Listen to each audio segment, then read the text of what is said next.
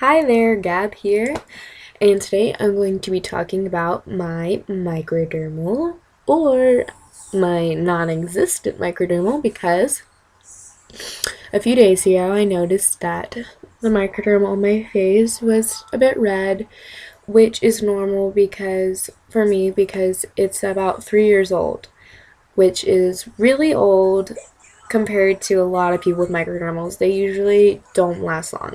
For some people they do, but for the majority, 3 years is a long time for a microdermal. And so it was red, and I was looking at it, and I was like, I've had this long enough. I could really do without it. I have other piercings on my face. It wouldn't be a big deal.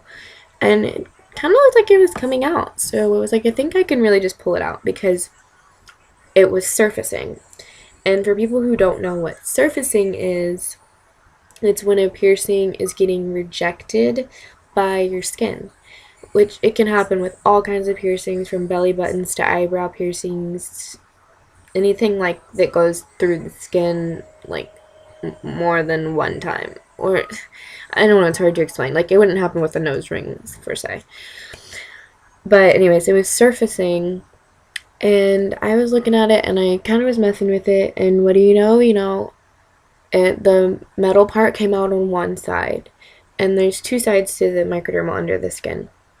And I was messing with it some more. I was like just tugging on it really slowly, and it only hurt for like half a second, and then it was out, and I was bleeding only a little bit.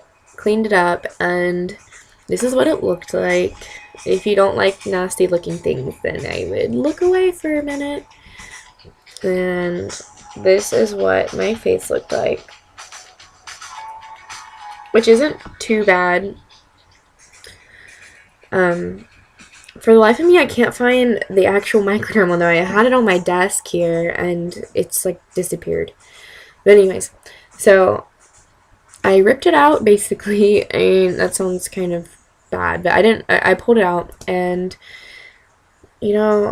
I'm happy with it lasting for 3 years, because that's a very long time. Like the ones I have on my chest here, I have two matching ones on my chest. They get ripped out like all the time, and I don't know if it's it's probably because they're on my chest, and I have shirts all the time washing. Like, I'm more aware of what I'm doing to my face than what's on my body, per se. And for people who aren't really, don't know what a microdermal looks like, I have a picture right here, and I'm going to explain. Okay, so this is what a microdermal looks like outside of the skin.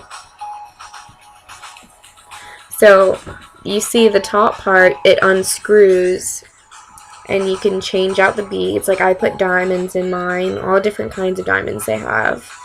And the bottom part, how I like to explain it, is like men who wear suits and whatnot, the cuffs that they put on their nice shirts or their suits, it's the same thing as a microdermal. And basically, well, what they look like, it's the same. And if you're going to get a microdermal, I would suggest, if your piercer says they're about to do like a hole punch, or a kind of like a hole punching tool, I would suggest going elsewhere, because the hole punching microdermals really don't last long at all. They like basically fall out for me. So I would go to someone who's going to use the needle and not some hole punching thingy majingy. As I'm not a piercer, but being pierced, the procedure feels like to me, is that they do 2 incisions, removing the skin from underneath, and then they kind of maneuver it in.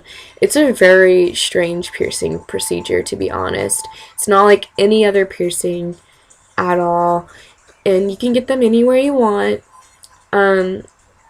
Honestly, I really don't suggest them to people who aren't very careful, and people who don't like using their time for how they look or cleaning themselves and stuff, because microdermals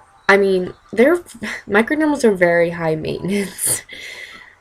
So I wouldn't suggest getting them if you aren't kind of high maintenance, because I'm going to tell you a few places that have issues with snagging. My friend has them on her lower back, on her back dimples, and if you drive, like sitting in a car or anywhere with like a back seat on your back, she would rip them on the car seat all the time and get stuck on things like you're not really aware of what's on your back at all. So I really don't suggest people getting their back dimples pierced, though it is really, really cute and sexy as shit. I just don't suggest it. I don't know. Even the ones on my chest here, they get caught on all kinds of things.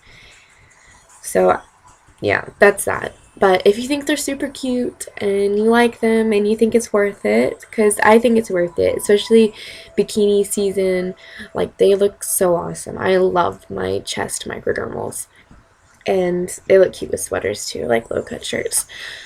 Especially me with I'm in the itty bitty titty committee, and I kind of, they use them to accentuate. But anyways, microdermals are awesome, very high maintenance.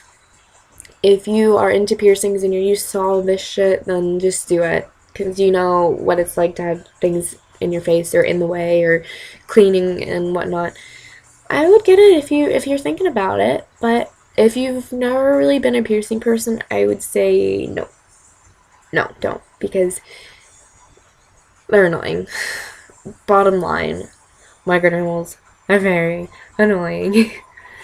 So, yep, that's my microdermal story. Oh, let me tell you about my scar. So, I use Mederma, and I have makeup on right now, but it doesn't get red anymore. That was only when I pulled it out. This scar isn't really that bad,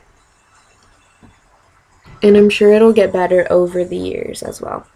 The reason I got my microdermal was because I had an anti-eyebrow, and the scar for my anti-eyebrow at the time was really ugly, and I wanted to cover it up with some bling, so I got a microdermal to cover up my anti-eyebrow scar. Kind of off the point, but yeah, that's my microdermal story. So have a good day, guys. If you are interested in piercings, Pokemon, wigs, reviews, makeup, I don't know, I talk about all kinds of things. So if you like me, subscribe to my channel, Gab Schmab. I have all kinds of videos. And have a good day, guys. Peace out, Cub Scouts.